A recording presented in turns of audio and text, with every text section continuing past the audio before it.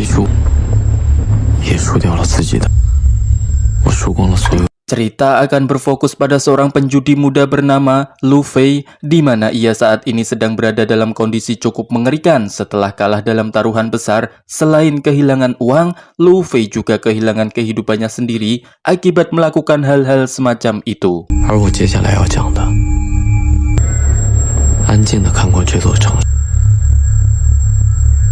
Beberapa minggu sebelum Lu Fei mengalami kondisi yang mengerikan, ia sering berkunjung ke sebuah tempat judi bukan untuk bermain secara legal, melainkan mencari mangsa yang akan bermain dengan memperhatikan berbagai aspek seperti seorang pemula yang kondisi mentalnya belum sempurna untuk bermain. 我的游戏即将开始的凶狠，其实已经输过河的人怕死，任何心狠。 Setelah berhasil menemukan mangsa, Lu Fei akan mengajaknya bermain tanpa sadar jika hal itu merupakan sebuah trik agar si pemula bisa diperdaya dan berakhir dengan mempertaruhkan semua kekayaannya. 每一局摸3张币大小，帮子最大，其次是老婆。注意力，让他认为自己可以。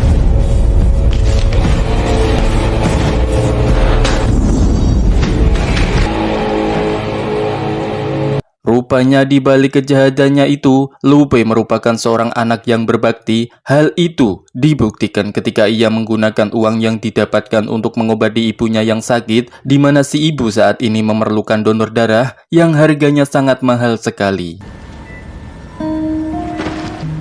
等我攒够了钱，我们也。你才回来。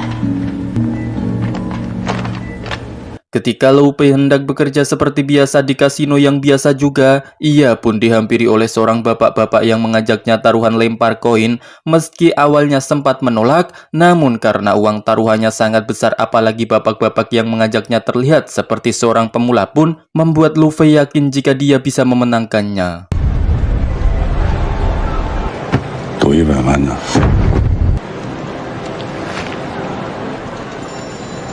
敢吗？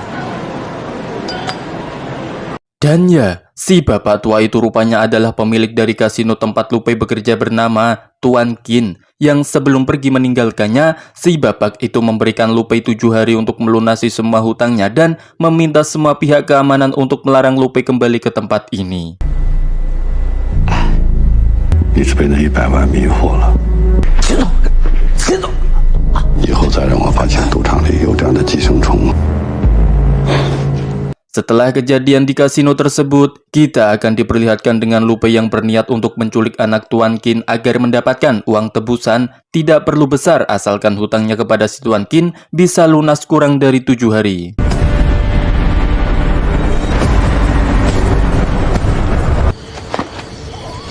Terlihat dari kejauhan, Lu Fei nampak memperhatikan anak Tuan Qin bernama Xiao yang baru saja keluar rumah dengan cara yang tidak biasa, sehingga Lu Fei hanya bisa membututinya dari belakang sebelum melakukan tindakan sesuai rencananya.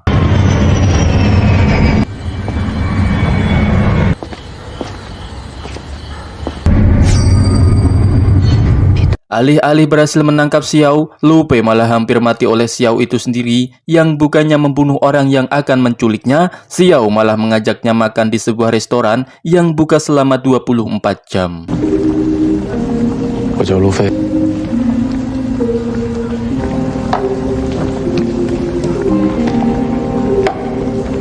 Di restoran, Xiao menyarankan agar Lu Fei menculik orang lain saja. Hal itu ia harus lakukan karena tidak akan mendapat apa-apa darinya. Yang meskipun ayahnya Karayaya, Tuan Qin tidak sekalipun menganggapnya anak. Bahkan dia dalam lubuk hatinya berharap agar Xiao segera mati.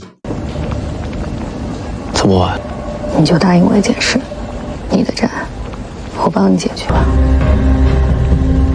一家都是神经病。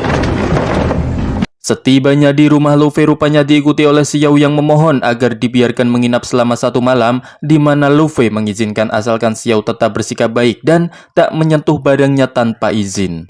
你就先收留我1个晚上，朋友家我也没法去。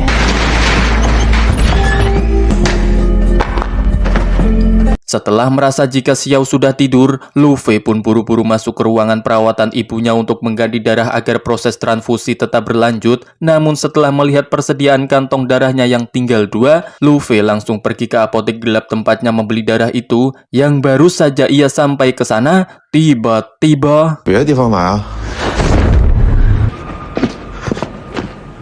Ya, Lu Fei ternyata diculik oleh Tuan Qin dan diancam agar segera melunasi hutangnya sebelum tanggal jatuh tempo, dan jika sampai akhir tidak bisa mengembalikannya, maka Tuan Qin akan menjual semua organ dalamnya ke pasar gelap yang jelas tidak terang sama sekali. 把好的食材做成了垃圾，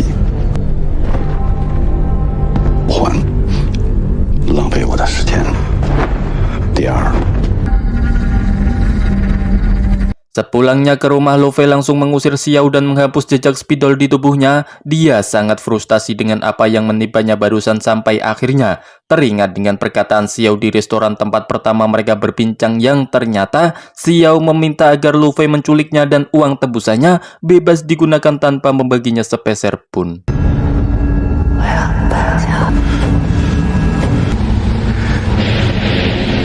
Lu Fei yang tidak punya pilihan lain akhirnya menyuruh Xiao untuk kembali masuk. Ia menyetujui tentang penculikan yang Xiao sarankan, di mana mereka langsung membuat skema agar seolah-olah penculikan itu benar-benar terjadi. 你要让秦海培相信他的女儿被绑架了。少有2个人，一个负责绑票。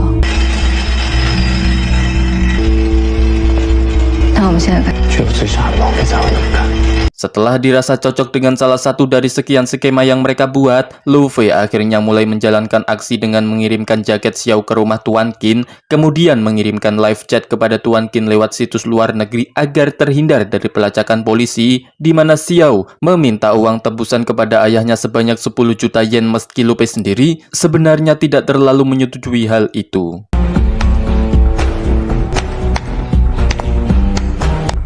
这个邮件印他们出去吧。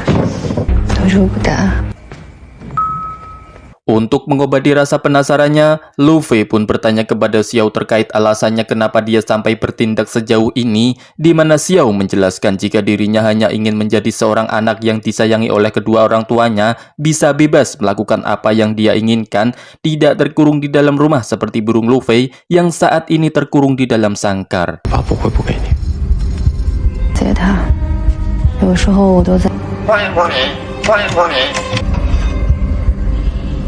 Beberapa waktu berlalu, akhirnya Lu Fei mendapat pesan yang membuatnya cukup deg-degan, namun sialnya pesan itu hanyalah spam berupa promosi agar ia bisa bermain di situs milik Tuan Qin, yang karena waktu terus berlanjut tanpa adanya balasan dari Tuan Qin, Lu Fei memutuskan untuk mendatangi rumah orang tua itu. Yang baru saja ia sampai di sana, Lu Fei terpaksa harus kembali setelah mendapatkan notifikasi dari ponselnya.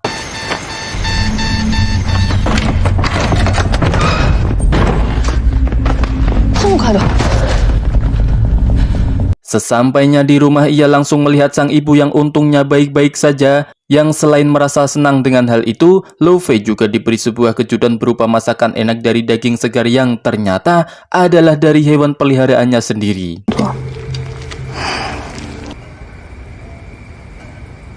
今天下午出门前是我态度不好。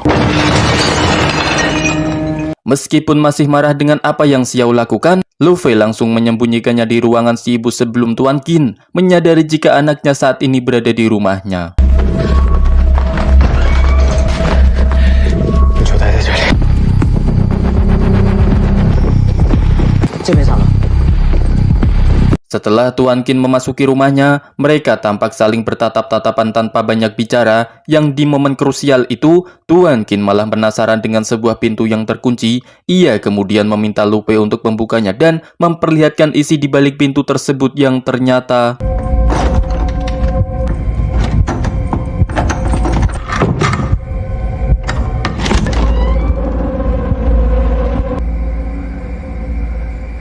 Setelah orang yang paling dibencinya pergi, Lu Fei langsung mendatangi Xiao untuk mengajaknya keluar. Yang alangkah terkejutnya Lu Fei saat melihat si ibu sudah tergeletak di lantai dengan kakinya yang berdarah-darah.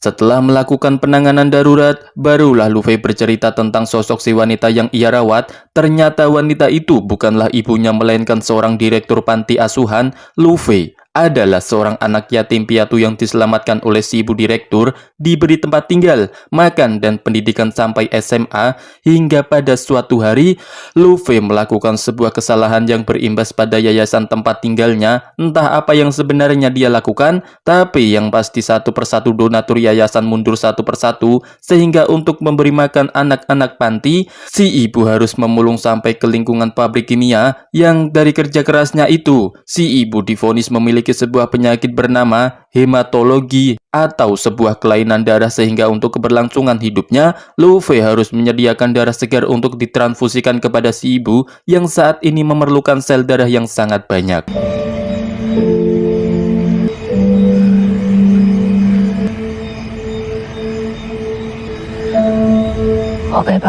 Ketika sedang bercerita itulah, Lu Fei tiba-tiba saja mendapat pesan dari Tuan Qin, di mana ia akan mengikuti permainan Lu Fei untuk menentukan siapa di antara mereka yang akan menang.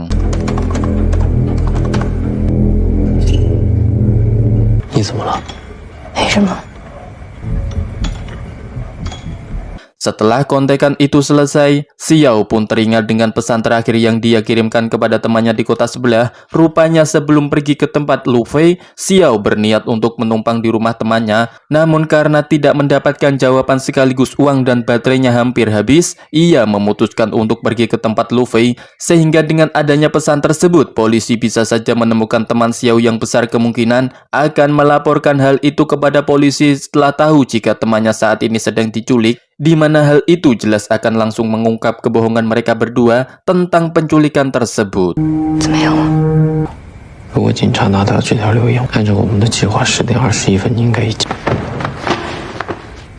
Esok harinya mereka langsung pergi ke Haicheng untuk menemui teman Xiao. Yang sesampainya di lokasi, Xiao langsung pergi ke apartemen temannya, sedangkan Lu Fei sendiri akan menunggu di dalam mobil yang baru saja ditinggalkan oleh Xiao. Tiba-tiba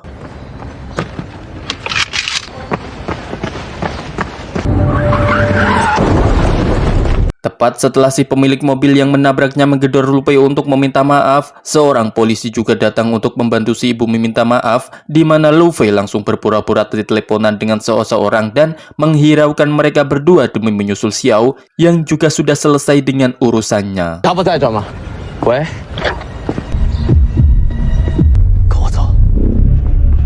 Lu Fei segera membawa Xiao ke sebuah hotel yang tak jauh dari tempat itu. Ia langsung menyuruh Xiao untuk mengirimkan sebuah pesan yang dibubuhi sedikit drama agar seolah-olah benar-benar diculik. Hal itu dia lakukan karena mendapat pesan dari Tuan Qin yang ingin mengetahui jika anaknya sedang baik-baik saja.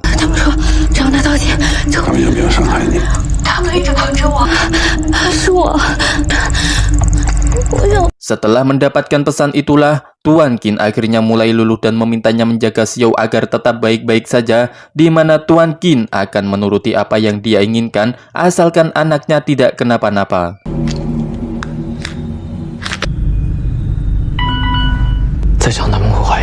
Selesai dengan Tuan Qin, Xiao mulai menggoda Lu Fei dengan bersandar di punggungnya. Hal itu membuat Lu Fei sangat ragu dan mulai menunjukkan jika dirinya sangat menyukai Xiao yang saat ini ada bersamanya.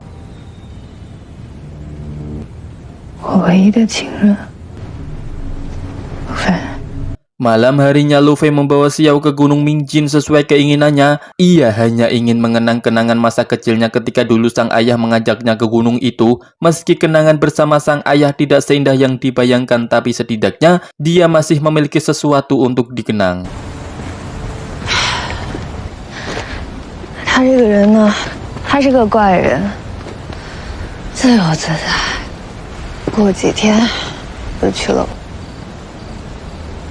Di sana, Xiao menanyakan tentang untuk apa uang yang nanti akan didapatkan. Lu Fei pun menjawab jika uang itu akan digunakan untuk keperluan pengobatan si ibu, kemudian mencari sebuah obat ajaib berharap bisa menyembuhkannya.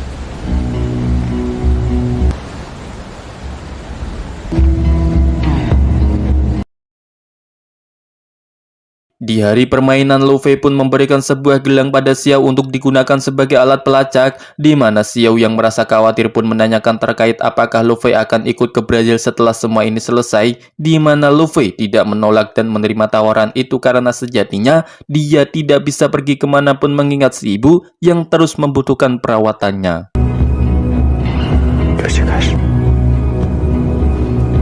Waktu permainan pun dimulai, Tuan Qin tampak sedang menyiapkan uang tebusan anaknya di mana Lu Fei memberikan instruksi kepada Tuan Qin agar mengantarkan uangnya ke sebuah tempat bernama Haicheng.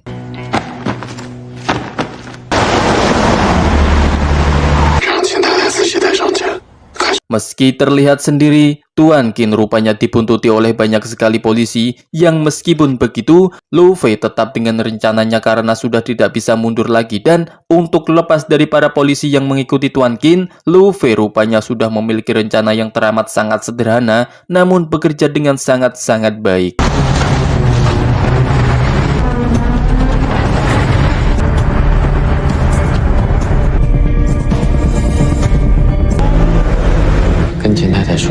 Lolos dari para polisi, Lu Fei meminta Tuan Qin untuk pergi ke sebuah atap hotel dan melemparkan uangnya yang kemudian akan langsung diambil oleh seseorang.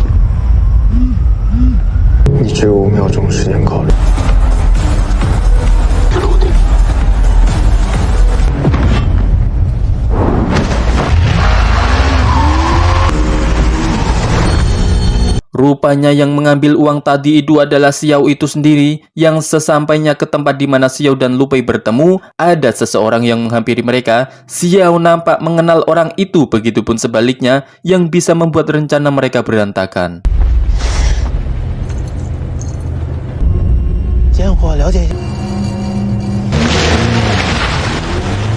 Setelah sampai ke tempat aman, Lu Fei langsung mengikat kembali tangan Xiao dan menyuruhnya pergi ke supermarket untuk meminta tolong. Gelang yang kemarin dia pasangkan awalnya akan diambil kembali, tapi Xiao memilih untuk menyimpan gelang itu sebagai kenang-kenangan terakhir sebelum mereka benar-benar berpisah.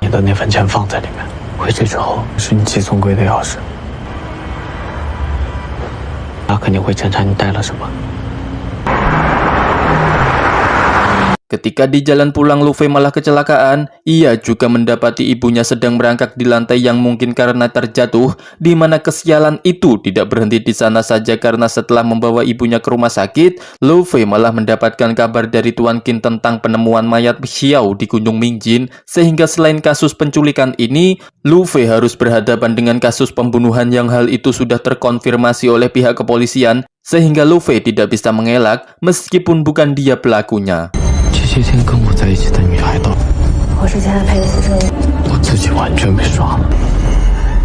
Ketika gambar Xiao di berita sudah dimunculkan, barulah dia sadar jika dirinya sudah ditipu. Entah apa motif si penipu yang sebenarnya dan siapa orang yang selama ini selalu bersamanya. Si ibu dinyatakan meninggal dunia ketika Lu Fei masih bingung dengan serangkaian kejadian yang menimpanya.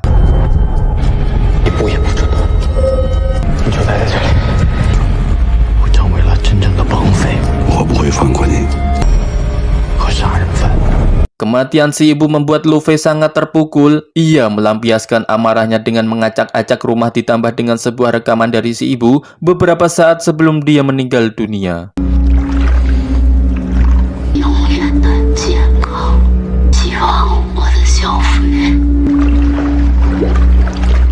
3 hari kemudian, Xiao datang ke tempat Lu Fei untuk meminta maaf atas apa yang terjadi. Lu Fei menanyakan siapa nama aslinya yang sebenarnya, di mana Xiao menjelaskan jika namanya adalah Xiao Wu yang merupakan kakak dari adiknya yang terbunuh.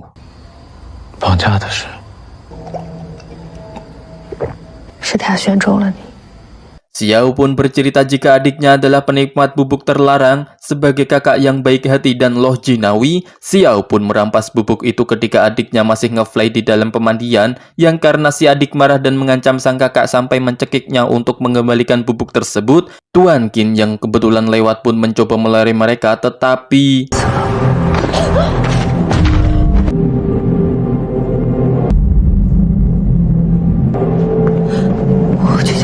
Ketika Xiao akan memanggilkan ambulans, Tuan Qin memarahinya dan membiarkan si adik tetap mati, bukan tanpa alasan. Sebenarnya nama baik Tuan Qin sudah sangat tercemar akibat si adik yang salah pergaulan, ditambah lagi dengan Tuan Qin yang akan mencalonkan diri sebagai wali kota, sehingga terjawab sudah jika kematian tersebut tidak apa-apa baginya, bahkan merupakan sebuah keuntungan demi kelancaran kampanyenya. 这就会影响他的选举。那刻起我就知道。 Lelaki yang mendatangi mereka ketika selesai menjalankan misi adalah sosok pacar si adik yang membuatnya terjerumus ke dalam lingkaran setan. Ia adalah satu-satunya lelaki brengsek yang membuat Tuan Qin berada dalam kesulitan seperti sekarang. 是他选中了你。绑架的是。 Selanjutnya kita akan dibawa mundur ke waktu di mana Luffy masih menjadi seorang penipu di kasino milik Tuan Qin. Waktu itu, rupanya Tuan Qin sudah mengetahui segala tindakannya. Ia tidak sedikit pun ada niatan untuk mengganggunya dengan alasan jika Luffy adalah anak yang cerdas. Sampai ketika kejadian itu terjadi, Tuan Qin mulai berpikir untuk menjadikan Luffy sebagai kambing hitam dan memulai sebuah permainan dengan Tuan Qin yang menjadi tokoh utamanya. 我们一起经历了那么多，都是假的，是吧？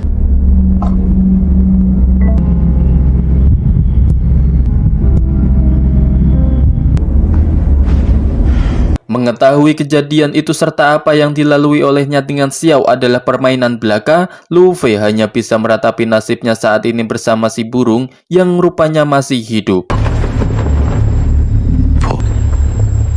也输掉了自己。黑色的，就像这只鸟。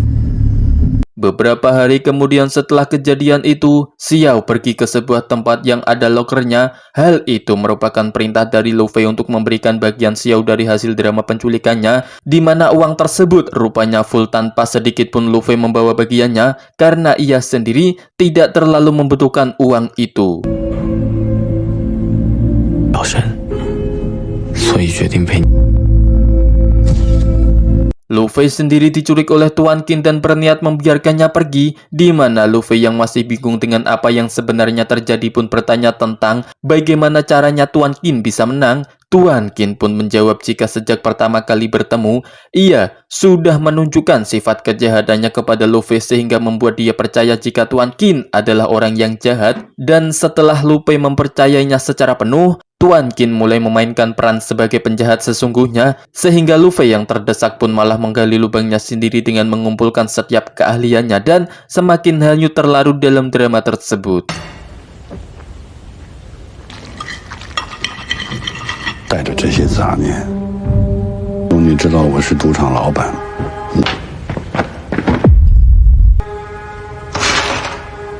Tuan Qin pun membiarkan Luffy kabur dengan membawa uang tebusan itu bersamanya, di mana Luffy malah menanyakan tentang kematian si ibu yang memang dia mati secara tidak wajar, dan Tuan Qin sendiri mengakui secara tidak langsung jika dialah pembunuhnya.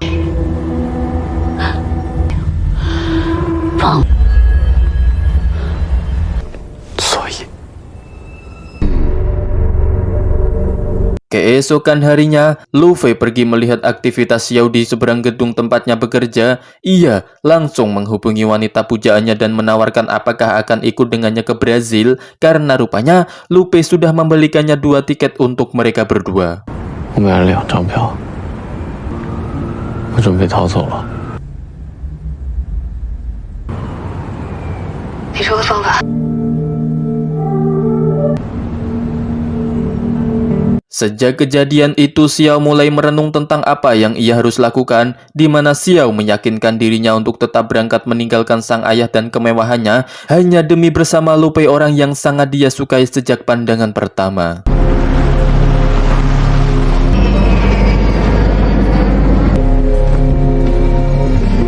Sementara itu, Tuan Qin yang sedang dimintai keterangan oleh polisi terkait penculikan anak bungsunya malah mendapatkan telepon yang menyatakan jika anak keduanya juga sedang diculik, di mana ia langsung berasumsi jika penculiknya adalah Luffy yang ingin balas dendam, sehingga Tuan Qin langsung menghubungi Luffy untuk kembali bermain lempar koin, dengan Luffy yang kali ini menjadikan kepala sebagai pilihannya.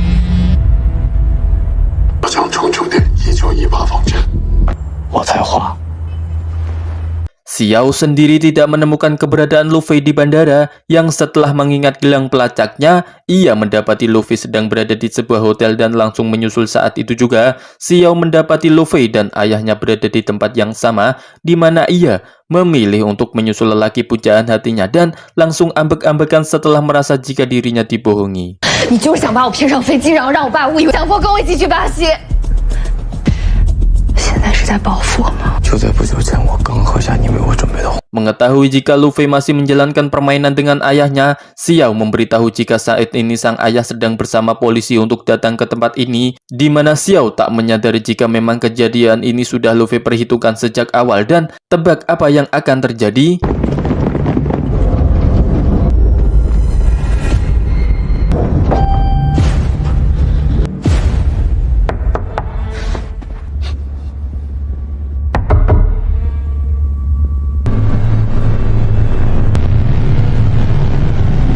Ya, rupanya orang yang Tuan Qin datangi tidak lain dan tidak bukan adalah pacar anak bungsunya itu sendiri, yaitu si pecandu. Sehingga kali ini tamatlah sudah riwayat Tuan Qin untuk menjadi wali kota karena polisi akan mulai menyelidikinya lebih jauh. 大总，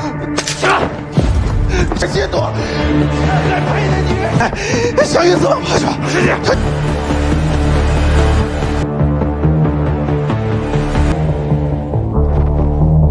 Dengan kesuksesannya itulah, akhirnya Luffy berhasil bernafas lega karena telah berhasil membalas kematian si ibu. Namun Xiao nampaknya tidak menyukai apa yang Luffy lakukan, yang meskipun begitu, rasa cinta mereka berdua membuat Xiao kembali luluh dan memutuskan untuk tetap pergi bersama Luffy ke negara Brasil. 爹，这是外衣，会陪你。